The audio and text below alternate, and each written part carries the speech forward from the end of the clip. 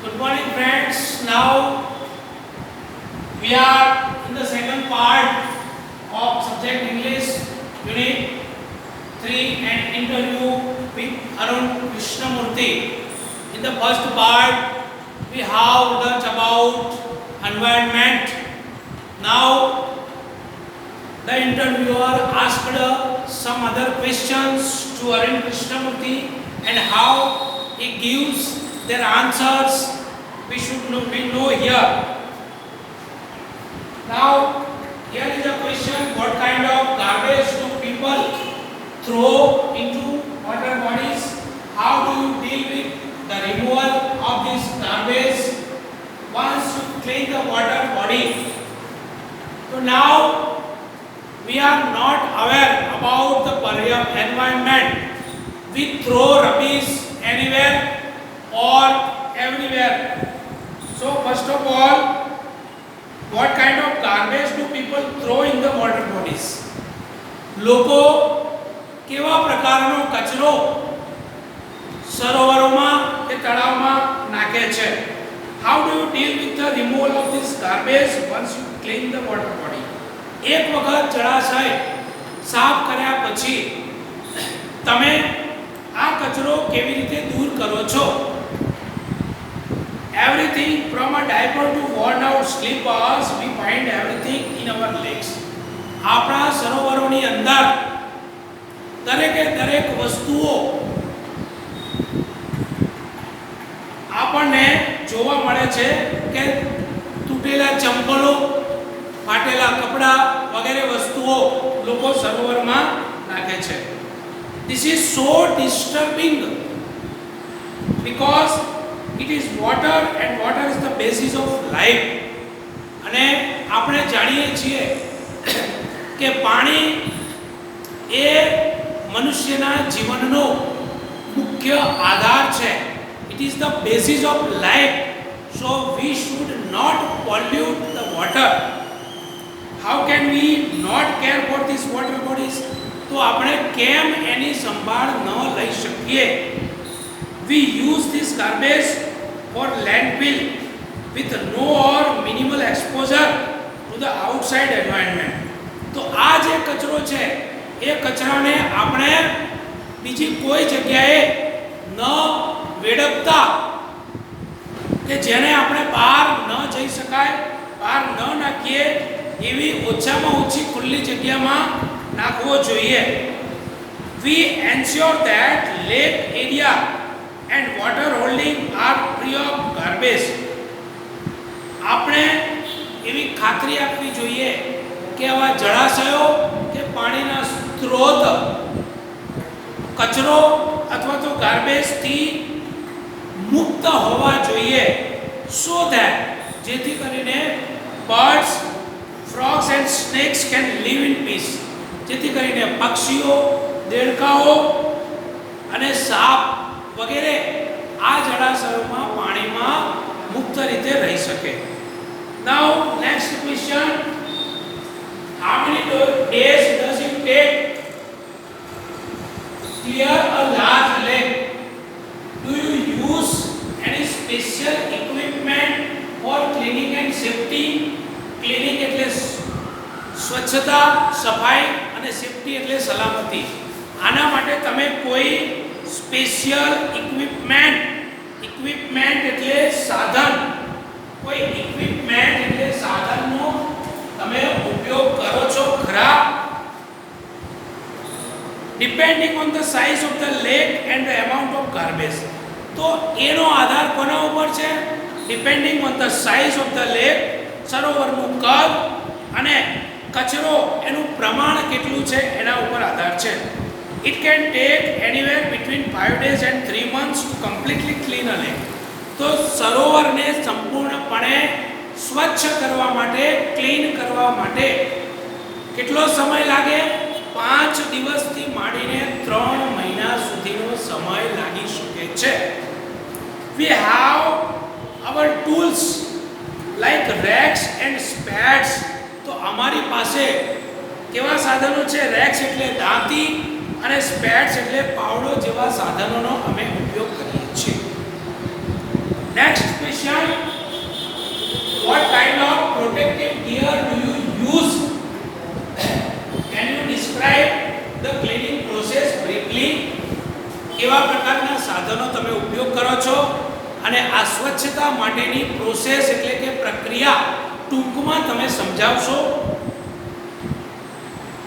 We wear nose masks as we wear today. આપણે જે mask પહેરીએ છીએ એ જ રીતે આ લોકો સરોવરને સાફ કરતી વખતે પોતાની સલામતી માટે માસ્ક પહેરે છે, સેનેટરી ગ્લોવ્સ હાથે પહેરવાના મોજાનો ઉપયોગ કરે છે, એન્ડ કેરી રેક્સ એન્ડ સ્પેડ્સ અને દાંતી અને પાવડો જેવા સાધનોનો ઉપયોગ કરે છે. which we collect the garbage, અમે કચરો ભેગો કરીએ છીએ, and dump it into collection bucket, અને એને કલેક્શન બકેટ એટલે ડોલમાં ભેગો કરવામાં આવે છે, which are taken to the garbage truck, જેને કચરો નાખવાની ટ્રક સુધી લઈ જવામાં આવે છે. we also use heavy machinery, અને ભારે machinery like earth movers and pockline, earth movers અને pockline જેવા ભારે મશીનોનો પણ ઉપયોગ કરીએ છીએ. શા માટે? to desilk the lake, એટલે સરોવરની અંદરથી કાદવ અથવા કીચડ કાઢવા માટે એનો અમે ઉપયોગ કરીએ છીએ. the lake and clear the weeds એટલે એની અંદર રહેલા ઝાડવાઓ, and shrubs એટલે ઘાસ, આ બધું સાફ કરવા માટે આવા સાધનોનો ઉપયોગ કરીએ છીએ. આ ઝાડ અને આ છોડ આ જે સરોવર માટે ખૂબ જ હાનિકારક છે.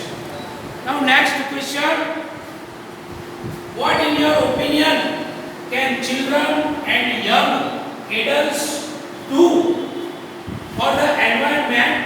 What would be small beginning by all of us in terms of protecting the environment?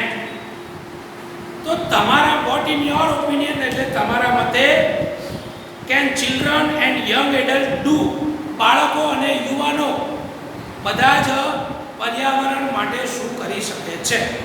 what could be a small beginning by all of us in terms of protecting the environment? તો પર્યાવરણને બચાવવા માટે તમારા દ્વારા કઈ નાનકડી શરૂઆત હોઈ શકે? જવાબ એમને આપ્યો, firstly we should all stop throwing trash outside our homes. આપણે પણ આ વસ્તુ ધ્યાન રાખવી જોઈએ કે આપણા ઘરની અંદરથી કચરો બહાર ફેંકવાનું બંધ કરી દેવું જોઈએ. નેક્સ્ટ, બીજી વસ્તુ, we should reduce the amount of trash. કચરો ઉત્પન્ન થાય એનું પ્રમાણ ઘટાડવું જોઈએ. and we generate, કે જે આપણે કચરો ઉત્પન્ન કરીએ છીએ એનું પ્રમાણ ઘટાડવું જોઈએ. કયો કચરો? કે સ્ટ્રોસ એટલે ઘાસ, ટિશ્યુ કાગળો, રેપર્સ પૂંઠાઓ, બેટરીઝ, ફાસ્ટ ફૂડ જંક એટલે કે વધેલો ખોરાક, all these end up in lakes and they come from our homes. આ બધું આપણે ક્યાં નાખીએ છીએ? સરોવરમાં નાખીએ છીએ, અને આ બધી વસ્તુઓ, આ કચરો આપણા ઘરોની અંદર જ ઉત્પન્ન થાય છે, એ આપણે અટકાવવું જોઈએ. if we can reduce the amount of the garbage at home, જો આપણે આપણા ઘરમાં ઉત્પન્ન થતા કચરાનું પ્રમાણ જો આપણે ઘટાડીશું, we can dispose all garbage safely, અને જો આ કચરાને સલામત રીતે એનો જો નિકાલ કરીશું તો that itself is a great deal. તો આ એક મહાન સિદ્ધિ આપણે ગણી શકીએ. every student is welcome to volunteer. દરેકે દરેક વિદ્યાર્થી સ્વયંસેવક તરીકે કામ કરવા માટે સ્વીકાર્ય છે, with us in helping the environment, પર્યાવરણને મદદ કરવા માટે. now next question was asked by interviewer, how much time do school going children need to devote in say a week for an environmental cause. તો પર્યાવરણ માટે શાળાએ જતા બાળકોએ અઠવાડિયામાં કેટલો સમય ફાળવવો જોઈએ? 4 hours a weekend. દર અઠવાડિયાના અંતે ફક્ત 4 કલાકનો સમય, that is 2 hours on Sundays, 2 કલાક રવિવાર and 2 hours on Saturdays, 2 કલાક શનિવાર. This small beginning is more than enough to ensure large participation later. નાનકડી શરૂઆત પાછળથી ખૂબ મોટું યોગદાન આપી શકે છે. Now the last question of this lesson, this unit: how can students and school join your fraternity? Do you have any program to introduce your work to them? બાળકો અને શાળાઓ કેવી રીતે આ મહાન કાર્યની અંદર જોડાઈ શકે અને તમારી પાસે શું કોઈ એવો કાર્યક્રમ, કોઈ પ્રોગ્રામ છે to introduce your work to them અને એમને તમારા કામનો પરિચય આપવા માટેનો કોઈ પ્રોગ્રામ, કાર્યક્રમ છે ખરો? યસ, વી ઓફર ફેલોશિપ. ફેલોશિપ એટલે ભાગીદારી. અમે એમાં ભાગીદારી આપીએ છીએ, એમને ભાગીદાર બનાવીએ છીએ. ટુ ઇન્ટરેસ્ટેડ સ્ટુડન્ટ્સ, રસ હોય એવા વિદ્યાર્થીઓને our program looks at young animal lovers, young wildlife photographers, filmmakers, theatre artists and scientific researchers. તો અમે આ ભાગીદારી કોને આપીએ છીએ? આ કાર્યમાં અમે કોને સહભાગી બનાવીએ છીએ? તો એમાં આ કાર્યક્રમમાં કે જે પ્રાણી પ્રેમીઓ છે, એનિમલ લવર્સ, એ પણ સહભાગી થાય છે. યંગ વાઇલ્ડ લાઈફ ફોટોગ્રાફર્સ અને યુવાન વન્ય સૃષ્ટિના ફોટોગ્રાફરો પણ સહભાગી થાય છે. ફિલ્મ મેકર્સ એટલે ફિલ્મ બનાવનાર એન્ડ થિયેટર આર્ટિસ્ટ અને તખ્તાના થિયેટરના કલાકારો પણ એમાં ભાગીદાર છે. અને સાયન્ટિફિક રિસર્ચર્સ, વૈજ્ઞાનિક સંશોધકો પણ એમાં ભાગીદાર છે. We give them training. અમે આ બધા લોકોને સુંદર તાલીમ આપીએ છીએ ઇન ધીસ એરિયાઝ, આ વિસ્તારમાં, and get them actively involved. To involve એટલે એમાં સામેલ કરવું, અને અમે એમને સંપૂર્ણપણે સામેલ કરીએ છીએ in all our work. Our youngest volunteer is in class 3. તો ખૂબ આનંદના સમાચાર કહેવાય કે અમારો સૌથી નાનામાં નાનો કાર્યકર ધોરણ 3માં અભ્યાસ કરે છે. નાઉ dear students, here is the end of this lesson. By this lesson you will learn how to protect the environment, how to protect the trees. Trees are our best friends. If we save the trees, trees will save us. If we save the environment will save us.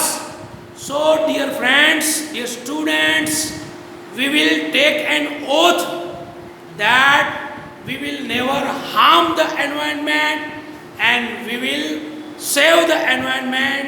Thank you very much.